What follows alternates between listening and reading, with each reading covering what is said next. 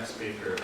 And she is, despite what they say, a completely reputable scholar and citizen.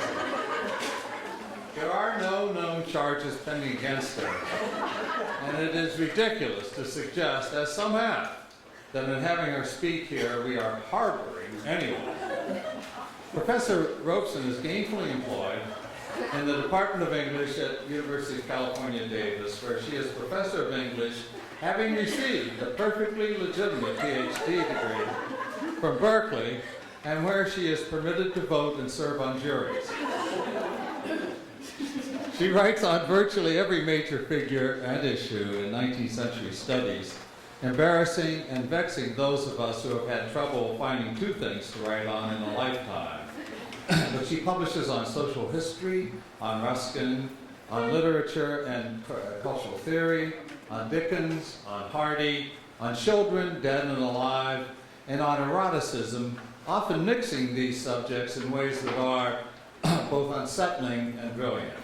Her Men in Wonderland, The Lost Girlhood of the Victorian Gentleman, has been widely hailed as brilliant, but I happen to know of one prominent politician who wonders if the state of California should be paying professors to suggest that gentlemen had lost girlhoods or anything of the kind.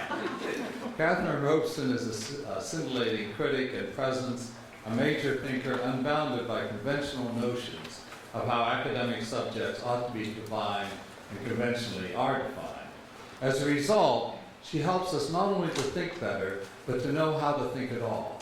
She speaks up to us today on Reciting Alice. What is the use of a book without poems?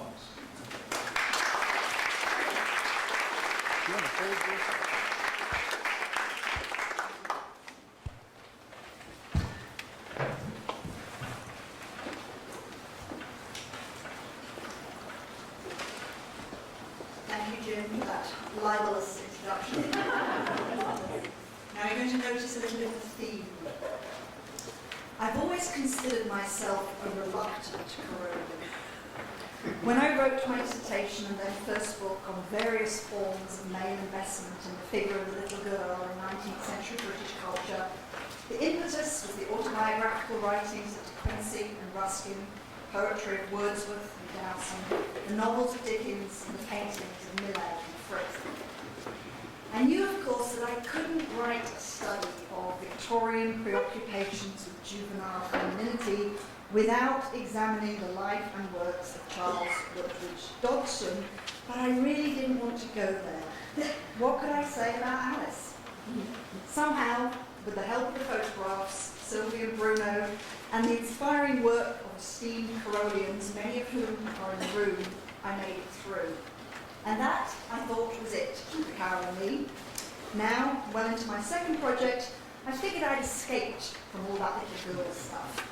As you will see, I haven't exactly put away childish things, but I've moved on, at least, to another subject. These days, I'm working on the topic of the memorized poem, and considering some of the following issues. How children change the rhythm of poems when they're forced to memorize and then recite them. How the words of a poem memorized in childhood might come back to one in later life. Whether the discipline of learning a poem has any effect on an individual's development. What it means to have a poem by heart, to possess it as portable property, cultural capital inside the head. And I need to get the book finished, so I'm being strict with myself and refusing to work on anything else until it's done. And yet, somewhere close to my ear, I kept hearing a little voice, an extremely small voice, that insect is back again, which said, you might write a paper on Alice. Something about Alice and recitation, you know. But I was doing my best to ignore it at first, when, curiouser and curiouser, it grew larger and larger and turned into the voice of Jim Kincaid. And when my own thoughts came back to me in the voice of the other, that's when I realised, of course, there was no hope for it. Alice had been there at the centre of the topic all of the time, and I could ignore her no longer. If she stands there demanding our attention in any consideration of the construction of the idea of childhood, if she is the poster child for 101 burning topics in both Victorian and contemporary culture, then she is also our primary icon of the reciting child. And so I began work on this paper, thinking that I would take a serious look at the recitation scenes in Alice's Adventures in Wonderland and through the Looking Glass. I do not mean to imply that the poems in the Alice books have hitherto been ignored. On the contrary, they have inspired reams of critical comment, some of the best of it written, once again, by people who are here today. Florence Milner's essay, The Poems in Alice in Wonderland, was first published over 100 years ago and inaugurated the important and ongoing investigation of the source texts of Carroll's parodies. Later studies by such critics as Elsie Leach, Donald Rakin and Ronald Reichertz have continued in this vein, widening the angle of approach to consider not only the specific targets of Carroll's wit, but the contours of didactic children's literature of the period more generally. As we learned from Milner's piece, even in 1903, the originals of Carroll's verses had dropped out of the common currency. In order to search them out, she tells us, it has been necessary to beat the dust from many a forgotten volume in a library's unmolested corners. I like that, unmolested. Milner sets forth the reasons for her recovery mission with admirable clarity. Quote, those who read the book when it was first published found in it a delight which the child of today misses. 50 years ago, certain poems appeared in every reader and were read over and over again until the child was stupid indeed, who did not unconsciously learn them by heart. All the poems in Alice in Wonderland are parodies upon these familiar rhymes. Scattered lines of poems cling to the minds of older people. They remember being once familiar with them. They recognise the metre and can sometimes repeat 2 or 3 opening lines, but the complete poem eludes them, and the author they probably never did know. The children of today do not know the verses at all, and as a parody ceases to be a parody without the original poem as a background, the trouble of gathering these originals seems worthwhile. We know that the idea of the child's delight in perceiving the difference between what she had committed to memory and what she read in his book was important to Carroll.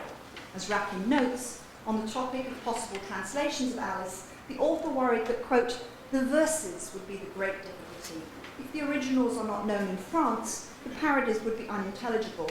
In that case, they'd better be omitted. No pre-existing knowledge on the part of any child reader, of course, can be assumed today. But editions such as Martin Gardner's annotated Alice have ensured that scholars and enthusiasts, at least, have the source text close at hand. Recoiling from the pious originals, those drawn to the topic of Alice's poems have often chosen to luxuriate primarily in the grim potentialities of the transgressive revisions, when the meat, or perhaps considering the prevailing subject matter, we should say the fish, when the fish Carroll's verses is filleted, a critic such as James R. Kincaid will welcome the vision it grants of, quote, the darkest parts of Alice's mind. As part and parcel of their attack upon the, quote, anti-comic stuffiness and prudence of poems by Isaac Watts, Robert Southey and William Wordsworth, the poems of the Alice books consistently deliver cruelty and killing, an emphasis on devouring or being devoured. But what, I wondered, would we discover if we turned from the content of the poems, either the originals or the parodies, to the form of the poems, or rather, to the form of the practice that Alice performs when she repeats her verses? Would it be possible, through a study of the Alice books, to retrieve traces of the felt experience of the lost discipline of pedagogical recitation? Yet however hard I tried to keep my mind on the 3 signal occasions in Alice's Adventures in Wonderland when our heroine attempts to produce the hard-earned fruits of her poetic education, all the other verses and the wide variety of excuses for their eruption in the text kept demanding my attention. Indeed, so clamorous were they that I began to think not just that there seemed to be such a sizable quantity of poetry in the Alice books, but that the Alice books might almost be considered a collection of poems with a little text inserted in and amongst. Once I began to assume a rather more balanced vision of the actual state of affairs, I nevertheless found myself preoccupied by some specifically formal issues. Why had I never registered before the push and pull between indented and non-indented text in these books? What do we call a work that is written in both prose and verse? What kind of assumptions do we have about how such a work might behave, and indeed for whom it might be intended? If I saw a book open upon a table and noticed that its passages of prose were interrupted by illustrations, I would probably guess it to be a book for children. But if the pages carried sections of prose and patches of poetry, would I think the same way? Approaching these questions in a calmer frame of mind, I reflected that a great deal has been written about the interplay between verse and prose in the context of dramatic genres, most notably in relation to the Shakespearean play and the rank-laden question of who gets to speak which kind of language. I considered, too, that there were other forms out there which might bear interesting familial relations to this strange beast, neither fish nor fowl, that was engrossing my attention. The commonplace book, the miscellany, the magazine, and perhaps most pertinently in this particular case, the anthology or educational reader. All of these, for many, many years before the first appearance of Carroll's two most celebrated works, had been predisposed to alternate between the two different species of writing. But the exact form of the Alice books, the continuous narrative that proceeds in both prose and verse, still seemed to me to demand some kind of special consideration, to require its own historicisation. And this is the point in my story where I discovered that this strange beast does indeed have a name, or at least that there is a fabulous monster in the world of genre called prosimetrum, a work which contains both prose and verse. To classicists and medievalists of a certain stripe, the prosimetrum is a familiar phenomenon. And favourite examples tend to be respectively Menippean satire and Aucassin et Nicolette, in 13th century French romance. There are some disagreements about its exact constitution. Is the ratio of prose to verse important? Does the poetry have to be original for the work to count? But in its looser sense, the concept of prosimetrum, I think, deserves to be known and used more widely by literary scholars of other eras as well. And now that I've been introduced to the beast, I find him positively everywhere.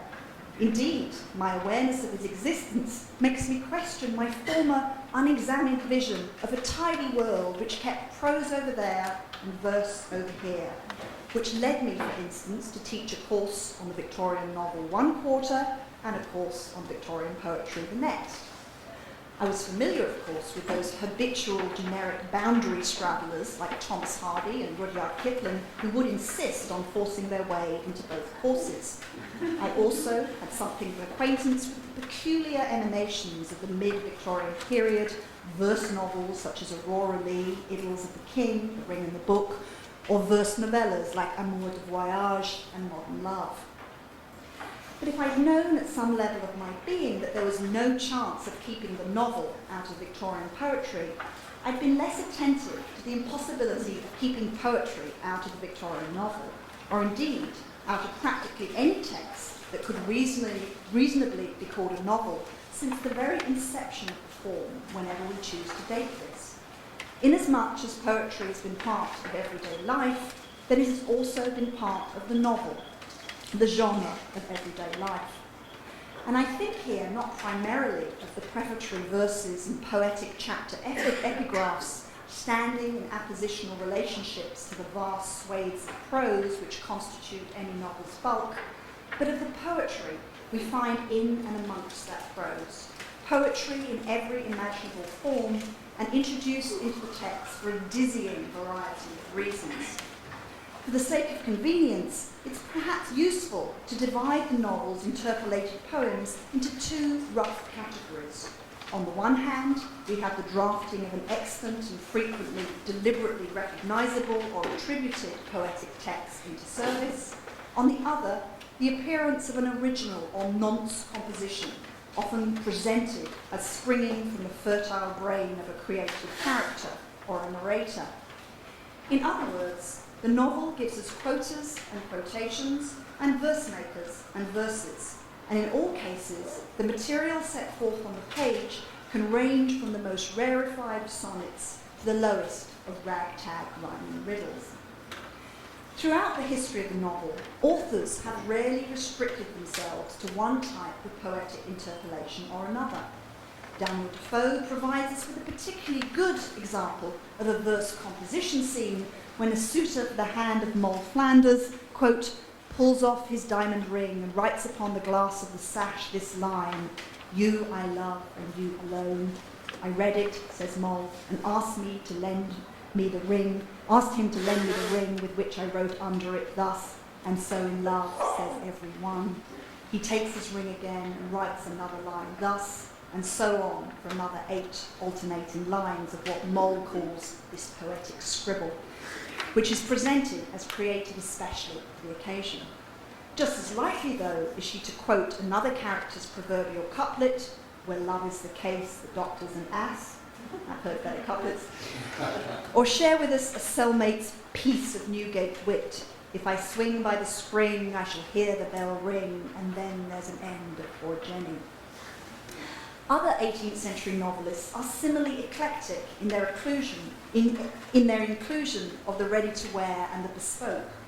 Richardson's Lovelace can barely get through a letter to his friend Belford without a good 10 or 12 of generally attributed lines from Howard, Otway, Cowley, Shakespeare, Milton or Dryden, this last his particular favourite.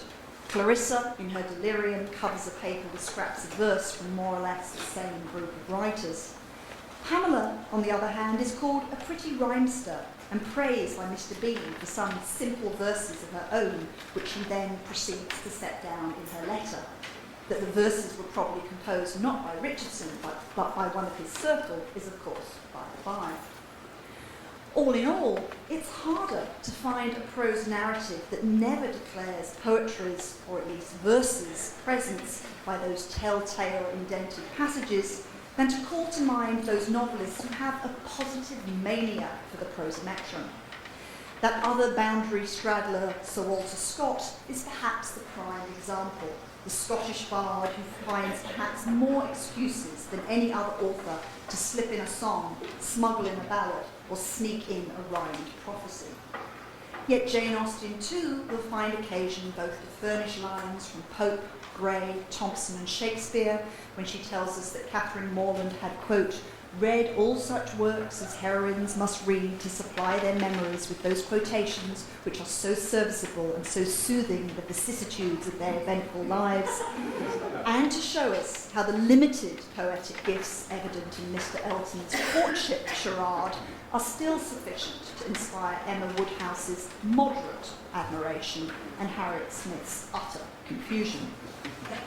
And the vast majority of novelists in the years between Austen and the Alice books are no less prone to the diverse pleasures and possibilities of the interpolated poem or versified interlude.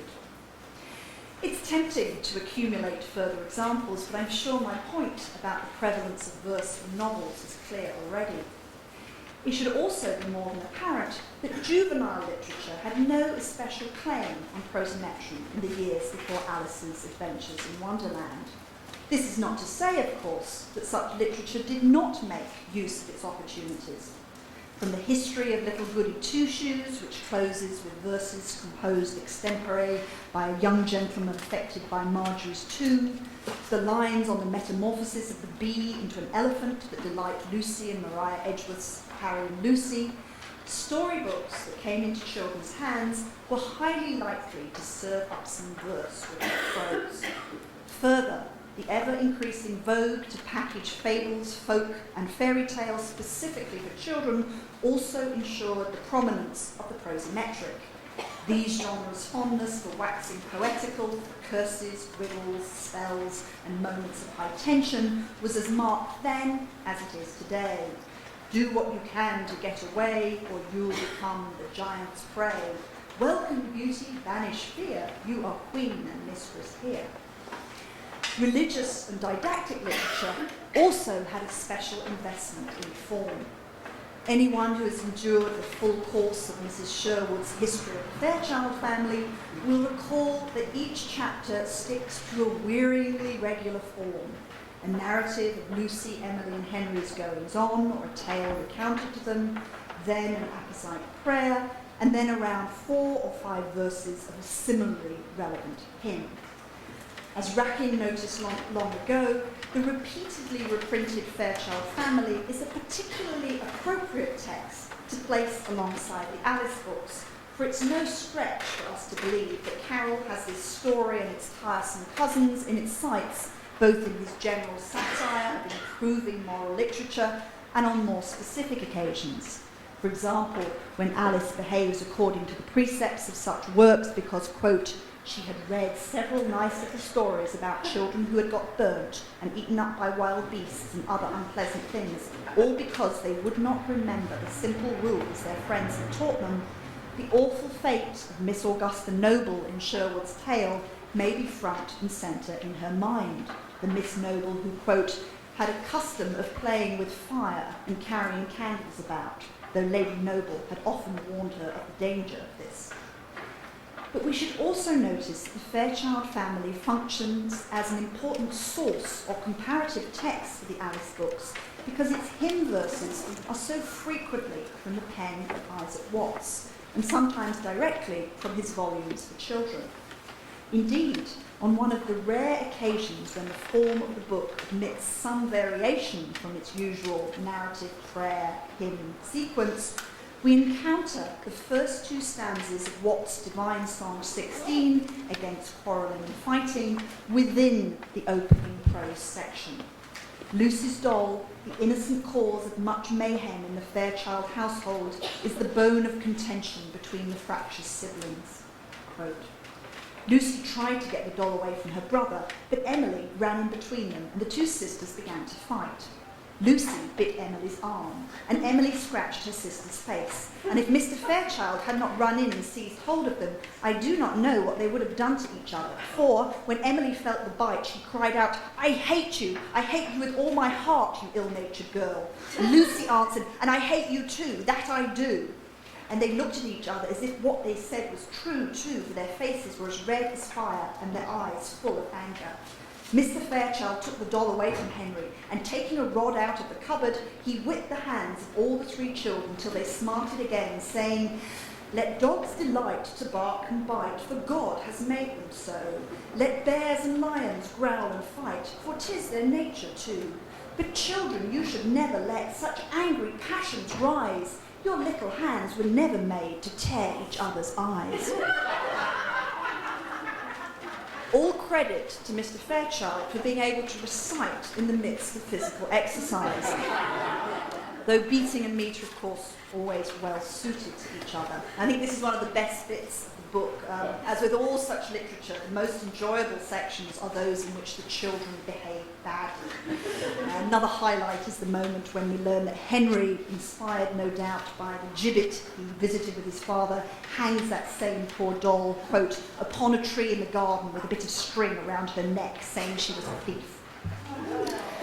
Joking aside, this episode from the history of the Fairchild family is nevertheless useful because it helps us to see more clearly what we have known all along. That it is not just the fact of the prosometric that is interesting in the Alice books, but the fact of the embedded parody. The presentation within prose of not just a poem, but a transformed poem, a version of something that we all know or knew, something altered to suit its precise placement within the forward narrative flow. What we have here then is the crossing over point of the extant poetic text and the nonce composition. Still more specifically, of course, it's the lampooning for comedic purposes of the morally improving literature that Alice has had to memorise in her lessons. Or to put this another way, and to focus particularly on 2 of the 3 poems that Alice recites, it's the transformation of a divine song into a secular song. Once again, those handy medievalists have a name for something similar, or rather, for exactly the opposite process. When religious lyrics were sung to worldly tunes, then the resultant pieces were known as contrafacta. We might then usefully classify Carol as an aficionado of a specialised form of reverse contrafactified prosimetra. Or not. But whatever names we choose to apply to Carol's practice, there are again precursors. Richardson, once more, is a good source. Afflicted by low spirits, Pamela tells us that, quote, remembering the 137th Psalm to be affecting, I turned to it and took the liberty to alter it somewhat nearer to my own case, as follows. When sad I sat in Brandon Hall, or guarded round about, and thought of every absent friend, the tears of grief burst out, and so on for 9 more verses. Or, if we are less concerned to find the rewriting of the divine, then there are numerous good examples of novels with embedded poetic parodies, though these are often parodies of generic rather than specific originals. Who could forget Mrs. Leo Hunter's ode to an expiring frog in the Pickwick Papers? Alas, given the publication date of Huck Finn, we cannot count in any search for antecedent works the morbid effusions of Mrs. Hunter's poetic heiress, Emmeline Grangerford. Great poet.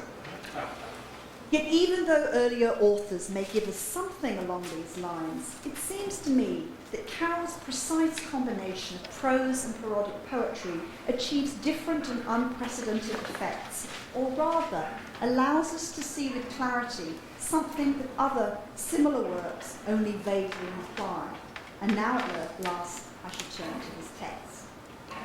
In the first instance, I want to separate out the 3 recitation scenes in Wonderland from all the other instances of poetic eruption in the Alice books. Interestingly enough, Alice also recites 3 times in Through the Looking Glass. There she repeats the 3 nursery rhymes, Tweedledum, Tweedledee, Humpty Dumpty, and the Lion and Unicorn, and on each occasion gets the words unfailingly correct, even quibbles with the metre. In addition to her 6th recitation, other verses pop up in the 2 narratives under a wide range of pretexts. If we put to one side the prefatory and in Looking Glass's case valedictory poems which frame the books, there are still some 13 further interpolated patches of poetry, verses which are presented variously as lullabies, songs, an explanatory history and courtroom evidence, a poem read in a book, recitation pieces, and riddles. But the following fact is, I think, important. While some of these stretches of verse are recognisable parodies, none of the speakers is castigated as Alice is for getting the words wrong. I think this links to Hilary's paper. To this observation, it might seem logical to counter that in Wonderland or Through the Looking Glass, getting it wrong is getting it right.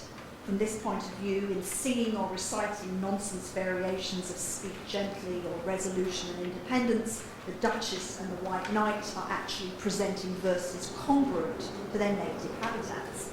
We might notice the closest the Wonderland or Looking Glass character comes to a criticism of his or her performance is when Alice meekly observes that she's heard something like the Mad Hatter's Twinkle, Twinkle, Little Bat before. Alice, however, is held strictly accountable to her poetic originals, both by herself and by the listening Wonderland characters, and thus is judged to have delivered 3 failing recitations. Let's see then exactly how this happens.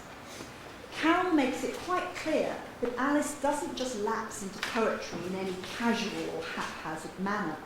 As critics and readers have always noticed, we are aware of Alice's relation to books from the very first, and almost as quickly are we acquainted with her sense of herself as a model student. Falling down the rabbit hole, she begins to parrot her collection of schoolroom facts, both for her own pleasure to her accomplishment and because, the narrator tells us, she identifies fully with the structures of her pedagogical training.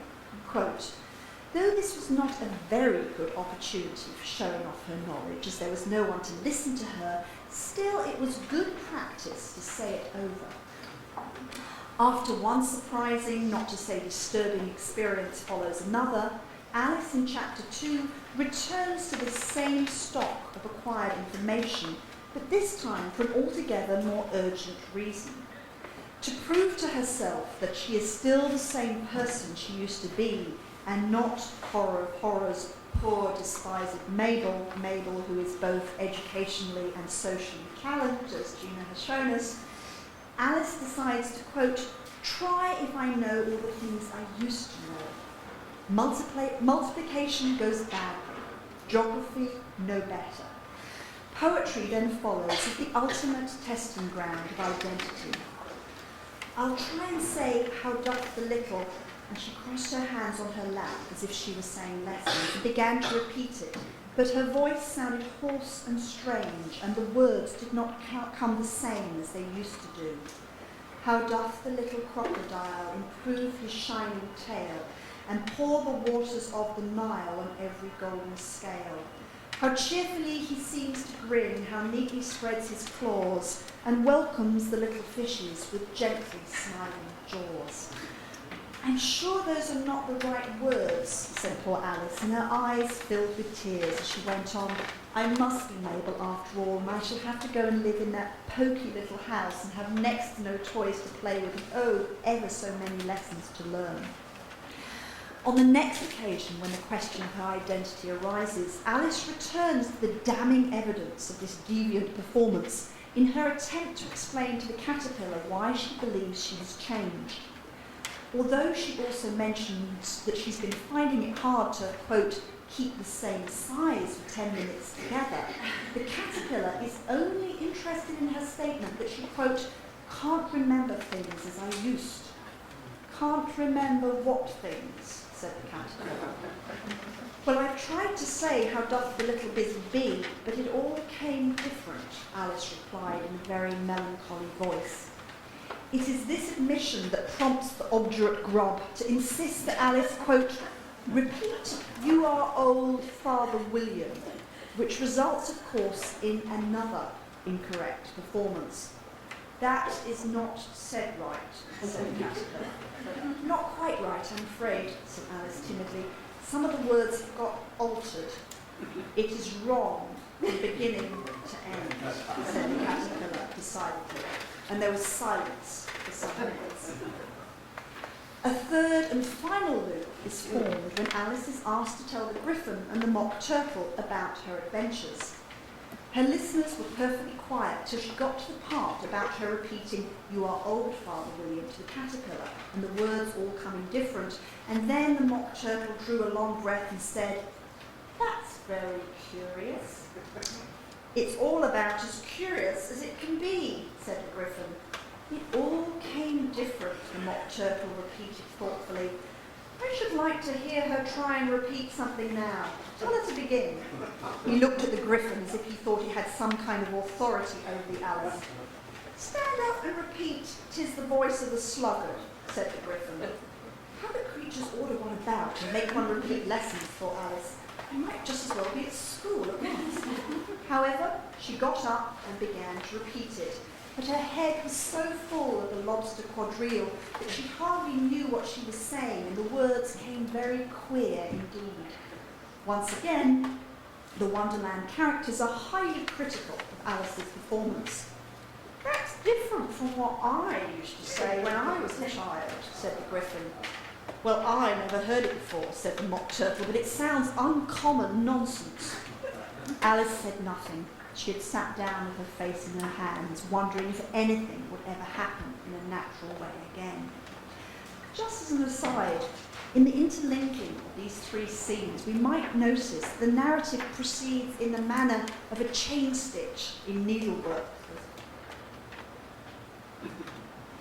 A reference back to a failed instance of identity-confirming recitation generates a demand for a new recitation and thus a further confirmation of failure.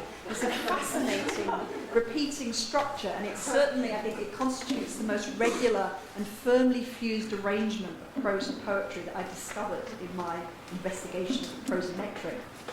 But back to Alice's woes. The fact that our heroine, thanks to Carol's brilliance, has on these three different occasions delivered up wickedly witty verses is neither here nor there to Alice or her audiences. According to their lights, all she has retained of her education is the form of the poems, into which she has inserted these mangled contents. In any investigation of what these scenes show, the fact that the opening and closing poems in this sequence are parodies of works by Isaac Watts is certainly important. The Divine Songs have long constituted the most widely disseminated series of verses for children. First published in 1715, the popularity of the little book was immediate and grew to a peak period roughly between 1775 and 1850. Individual Watts poems also found themselves co-opted into school and anthologies, at least up until the middle of the 19th century. For children from comfortable homes in this period, the Divine Songs stood unrivaled as their first text for memorization, their first lessons to be learned by heart and repeated, and this, not recited, being the correct term in Britain, the activity in an educational context, as the Alice books clearly show. On occasion, it appears that exposure to these little verses came before a child began to read. From the papers and diaries of the York family, we learn the following of Margaret Gray's education, which started in the first decade of the 19th century. Quote, as soon as she was able to speak, she was taught to commit to memory Dr. Watts's Divine Songs for Children. At the age of 4, she could read the Bible and repeat the church catechism, and from that period for some years, she regularly committed to memory the Gospel for the day. Whether or not this child was unusually gifted is hard to ascertain, but the ordering of the text here is nevertheless revealing. In the Divine Songs, preface to all that are concerned in the education of children, Watts emphasises the importance of the early introduction of his religious verses into the receptive minds of very small children. He appears to have considered it equally appropriate for his verses to be spoken or sung. To facilitate the latter, he writes, he has, quote, confined the verse to the most usual psalm tunes, and he imagines children both, quote, singing over one of his divine songs to themselves and performing them in the family in their daily or weekly worship. The point of the poetic form, he stresses, is twofold. In the first place, it makes the child's work fun. Quote, there is something so amusing and entertaining in rhymes and metre that will incline children to make this part of their business a diversion. In the second place, and more importantly, quote, what is learnt in verse is longer retained in memory and sooner recollected. The like sounds and the like number of syllables exceedingly assist the remembrance. The goal, he insists, is secure installation. Far from picturing the child picking up the book and turning from her reading of one poem to another, Watts suggests as book-free a model of internalisation as possible. Quote, you may turn their very duty into a reward by giving them the privilege of learning one of these songs every week if they fulfil the business of the week well, and promising them the book itself when they have learnt 10 or 20 songs out of it. Only once you've got all the verses in your head do you get to keep hold of the book. Margaret Gray's memorisation of the poems before she could read them may well have been the normative model. In any eventuality, what is important here is the establishment of permanent presence, an unwavering monitor to ward off evil, the potential that, quote, an emptiness of mind could later on be filled by, quote, the loose and dangerous sonnets of the age. The verses, states Watts, are to be, quote, a constant furniture for the minds of children, that they may have something to think upon when alone. The religious content of that furniture is, of course, of supreme importance to Watts, but there are indications in his preface that he is aware that versification has a power in and of itself. It may often happen, he writes, that the end of the song running in the mind may be an effectual means to keep off some temptations or to incline to some duty when a word of scripture is not upon their thoughts. The regular thump of chiming pious thoughts, then, can trump even Holy Writ itself as an effective deterrent. So how can one be sure exactly where form ends and content begins? When children memorise poems, do they internalise a shape or a meaning? It would certainly be inaccurate to credit Watts with the introduction of memorisation and recitation as pedagogical methods. Learning by rote has, if not a distinguished, then a long and persistent history in Western education. Yet it's fair to say, I think, that his production of religious verses explicitly tailored in form and diction to the infant mind did inaugurate a new phase in juvenile instruction, a phase which would eventually see the memorized poem become a standard element of mass pedagogies in both Britain and the United States towards the end of the 19th century. By that stage of the game, however, the divine songs themselves had become so many dead letters. But at the time of the first publication of Alice's Adventures in Wonderland, Watts's poems still retained much of their long-time hold over a substantial tranche of middle and upper-class nursery life. That these works were indeed part of the mind's constant furniture for the well-to-do from childhood and into adulthood is, of course, proved over and over again by the large number of parodies they inspired. When Carroll picked up his pen to mock the little busy bee, he was once again joining a well-established tradition. In the 1850s alone, Punch carried at least 3 burlesques: How Doth the Ever-Busy Wasp, a particularly unfunny jeu d'esprit on the Crimean War, How Doth the Busy Russian Bee, and How Doth the Dizzy Israeli. Whilst in Bleak House, as Jim Kincaid has noted, Harold Skimpole had inveighed against the overweening assumptions of this creature buzzing about the world, making such a merit of his tastes. Indeed, Dickens had stolen the march on Carroll when it came to the interpolated parody as well, for in the previous decade's Old Curiosity Shop, Miss Monflathers, schoolmistress to genteel young ladies, had already proved herself to be, if not an inspired improviser, at least well attuned to social distinctions. The little busy bee, said Miss Monflathers, drawing herself up, is applicable only to genteel children.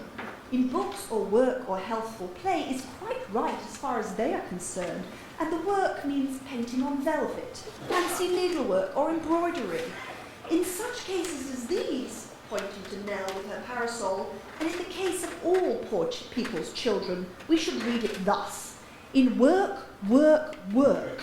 In work alway let my first years be passed, that I may give for every day some good account at last.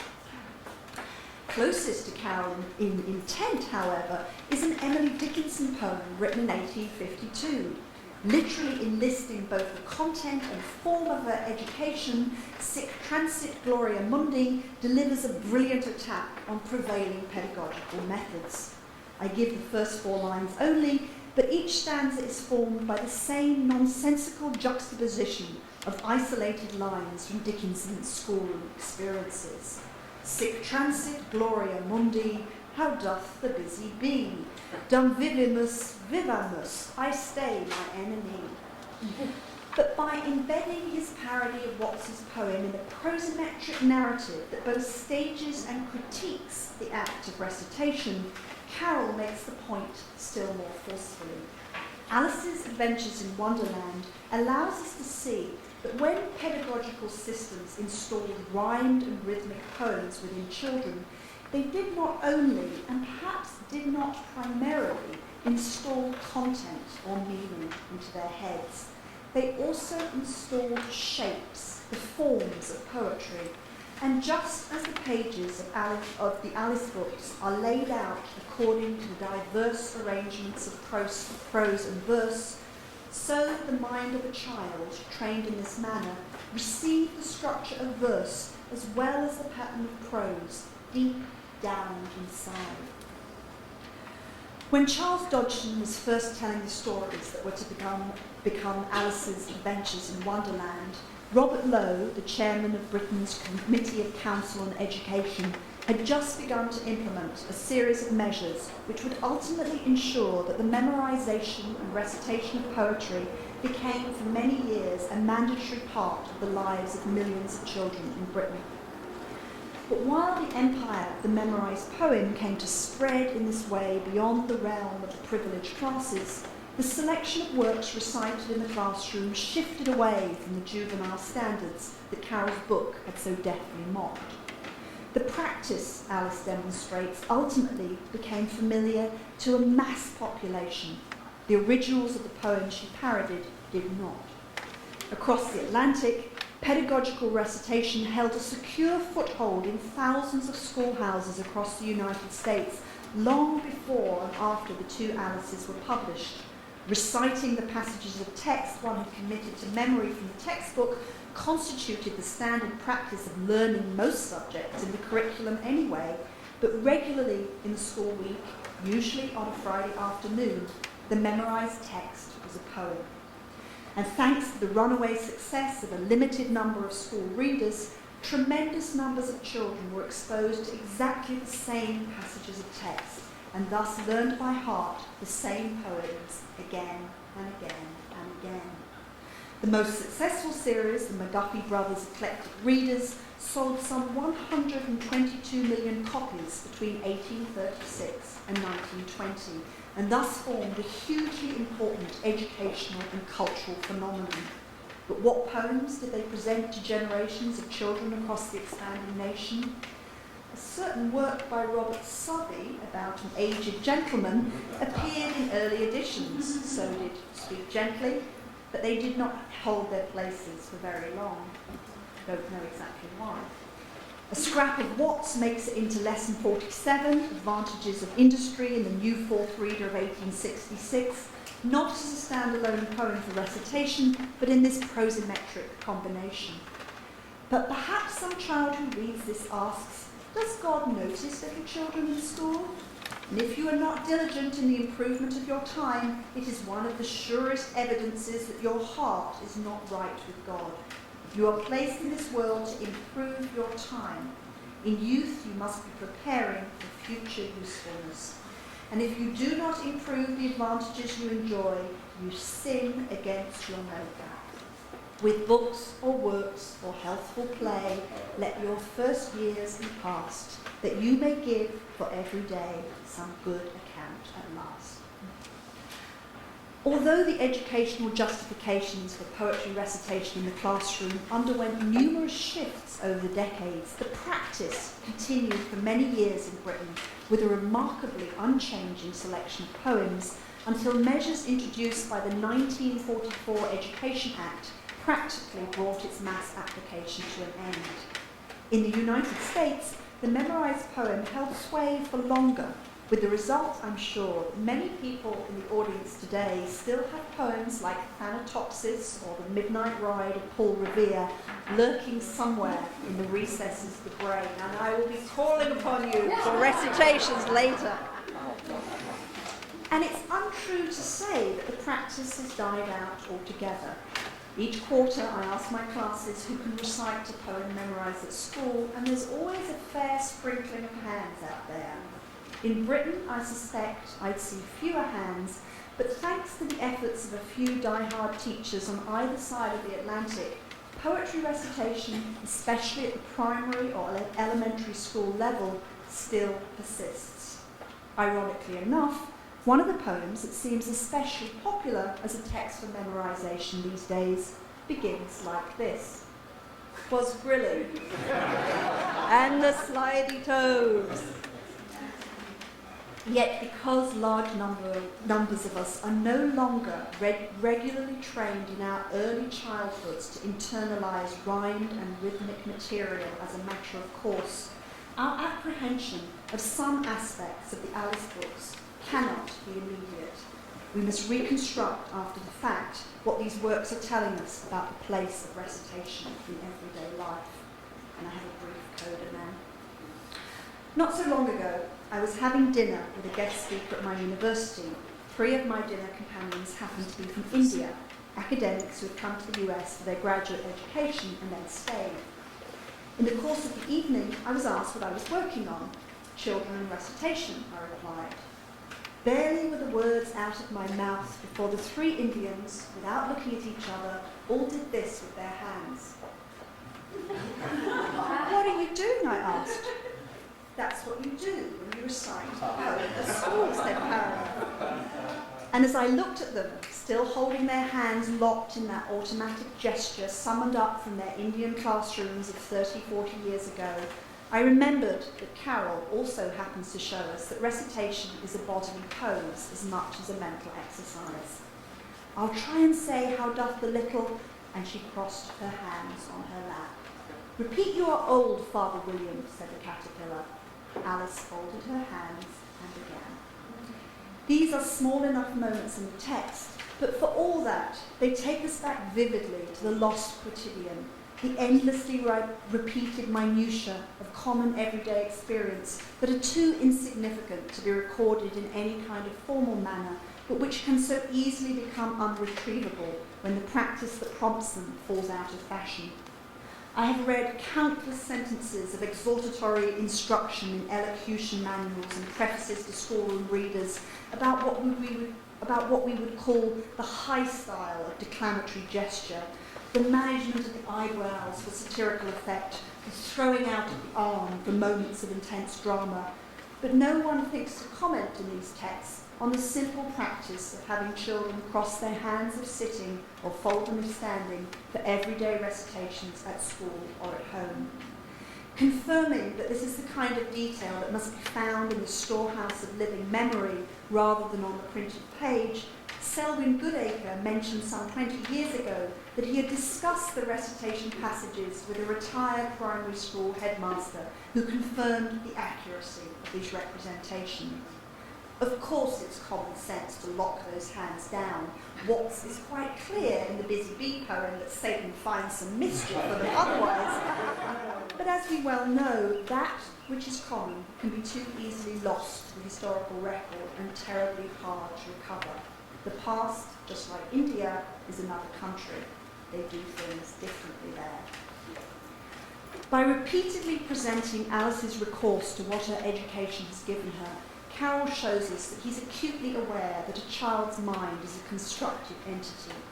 And while the destabilising tendency of Wonderland, which afflict Alice's interior as profoundly as they affect her exterior being, make merry with what she's learnt, forcing already arbitrary assemblages of facts and figures into ever more ridiculous combinations, it's noticeable that the shapes and structures of her acquired stock of knowledge remain with her. Alice may not be able to reproduce the content of the poem she memorised, but with her hands folded in her lap, she will reproduce its form. The song remains the same, though the words may alter. The tune we learn through the looking glass is never our own invention. With the passing of the pedagogical drills of early childhood memorisation recitation, we have lost not only the ability to recognise the old standards of the nursery or the classroom, but also any easy way of connecting to the state of mind created by these practices.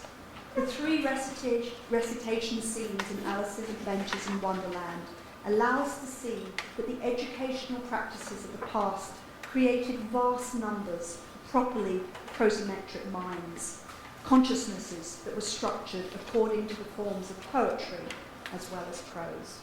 Thank you.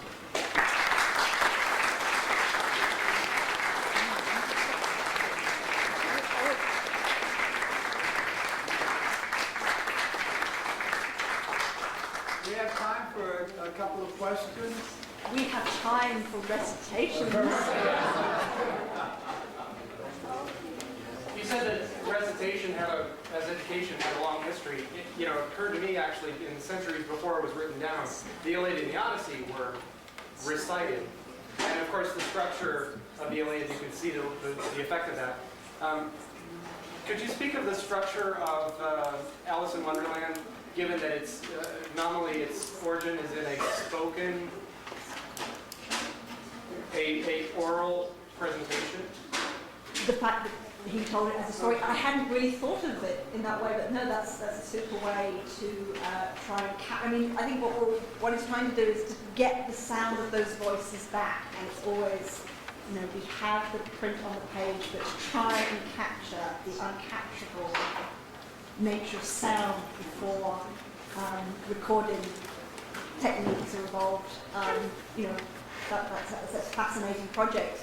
I do love it that, of course, the first words that were ever recorded once Edison invented recording techniques were "Mary had a little lamb," and of course that was the first poem in McGuffey's Reader, and many other Standard One readers as well. So that's very nice. Well, what effect did the progressive education movement, which became, I think, dominant in the United States by the end of the 1930s have on that? I know my dad told me he remembered telling me fondly about how he learned to recite the Raven by heart when he was growing up, and even enjoyed a Mad, specifically looked up on it, wanted to see Mad Magazine's parody on it. But I mean, what effect did the progressive education have on it? Well, what I found so interesting in reciting the history of sort of pedagogical justifications for recitation, both in Britain and in the States, is that the reasons why teachers say they should do it, or educationists say they should do it, they change all the time, but the process keeps on. What was the progressivist justification? Because their view was not towards content, but towards method. Well, I mean, the training of the memory is very important. The idea of the memory gem, the idea of the mind as a kind of storehouse is very important. There's a sort of lovely metaphor of a sort of savings bank that you kind of put all this stuff away and then you're going to have it to use later on. So that's kind of important then. But I say there's a whole gamut of different reasons. Do you like the idea that children should be encouraged nowadays to learn rhymes rather than used to do the other days? I personally find it very useful to memorise, for example, certain of Lewis Carroll's poems, so I don't ever have to go back to the book to remember what it says. I can actually cite a few of them. I find it very useful. I find it very encouraging students to do it. They seem very, very keen to do it without being encouraged. I just had my quarter, the course I taught last quarter, someone said, "Can I memorize Proofrock and recite it?" The class said, "Hey, yeah, you know, I mean, Please don't. you know." I'm a bit worried that that's in his head for all time now, but it does seem, I mean, I have lots more work to do on this, but things that go in earlier, as we might guess, stay there longer. I had no recitation training in my 1970s British comprehensive education at all. That was absolutely, we were encouraged to look out the window and write poems about, slag heaps and things like that. I mean, that was a real sort of proletarian moment. So the idea that somebody else's words would be put in. My 7-year-old twins are getting tons of recitation in their elementary school in Northern California. One of their first grade teachers was a Burns nut, so we've got, my love is like a red, red rose, and they've both done Jabberwocky with their teachers as well. I guess I feel the same way. I had that jealousy to sort of that I have with bilingual friends as well. People, you've got that language without even trying. In my work, I've looked at lots of traumatic 19th century scenes of enforced recitation, and there's always a rod hovering somewhere about. I mean, Mark Twain is wonderful for this. In Tom Sawyer, there's always that stick connected to declamation. But I kind of think, why not, if they take pleasure in it, and that's what I find so interesting, is there's so many different ways in which it can be done. It can have so many different meanings depending upon the schoolroom situation. So if it's a pleasure, yeah, let's have it. Could I ask about the nightmare quality of not just recitation, but the way those poems lodge in our heads? And I will say, I seem to have memorized a lot of poetry along the way, and some of it actually is a comfort, especially when you can't sleep. It will knock you off. But it is amazing. Both ASI and Margaret Drabble have scenes of women reciting Wordsworth during childbirth, which is the weirdest of these. But my own dear mother will... It's usually daffodils. My mother will drop into poetry with no excuse, and we have to silence her quickly. She'll just go on, because she did. But I found when I was working on this paper, I was having very Wonderland nightmares. I mean, sentences of Wonderland were just floating in my head, and I would literally wake up speaking Wonderland, which was not pleasant, but the poems in particular, and in particular speak roughly to your little boy and me and when he sneezes. And I was thinking about the rhythm and the beating and the meter and the kind of violence that poetry does to us. And some of what I was saying at the beginning, not talking about the violence, the auditory as opposed to the visual imagination in Carol. No, I think that's right. I think it becomes a stick to beat you inside. So, oh, that's good. yeah. That's nice, yeah. No, that's not necessarily fun, is it? So, Yeah. I think the good news is that almost every 8 to 12-year-old can recite 5 to 10-minute poems.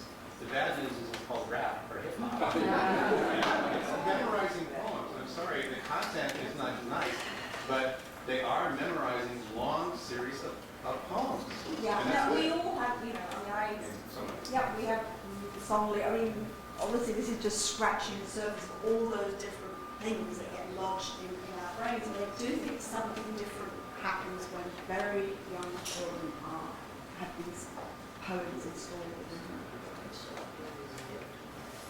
Relevant to the pedagogical ideas and what you're saying, there's a column in this month's American Association of Mathematics, and the columnist makes the point that people don't learn calculus by understanding it, they learn the form, and then they learn the understanding, maybe. But if they at least learn the form and are familiar with it enough to avoid it, and then they may achieve understanding. No, it's fascinating to see how it's being talked about today. The Poetry Foundation has been given $1 million to popularise recitation in schools again. It seems to be one of those things always being lost and always being recovered again, and people always being reminded that they've forgotten of those sequences. But would anybody like to say? I didn't want to offer to recite, but I just wanted to say but someone we were just talking about this, I was thinking about it as you were saying, you know, the whole thing about children and poetry, and I'm an actor, and I was thinking about, and not just Shakespeare, but he's certainly the easiest example, because it's not just children, it's the way we all process content and rhythm. And just as rhythm alone is comforting to a child, it's comforting to an adult. And you can, with actors, even professional voice actors in a rock union, you know, however they view themselves, you will generally be able to tell the difference between someone who is memorized by rote, who is memorized by the external form, versus someone who has actually found the emotional content of the poetry. Yeah. And it's two entirely different things on the stage. Right, no, that makes sense. I mean, I actually love bad recitations of children where meter absolutely takes over. And you can see, I mean, that is how they alter poems. I bribed a 10-year-old in Britain to memorise Castellano because I couldn't beat him to do it, so I paid him £1 a line, and he did it really quickly. It was very pleased to get his £40. That was, you know, a great sum of money. And I have a video of him reciting this incredibly badly. And to me, it just makes the point that he's got the form, but the meaning is nothing. Thank you so much.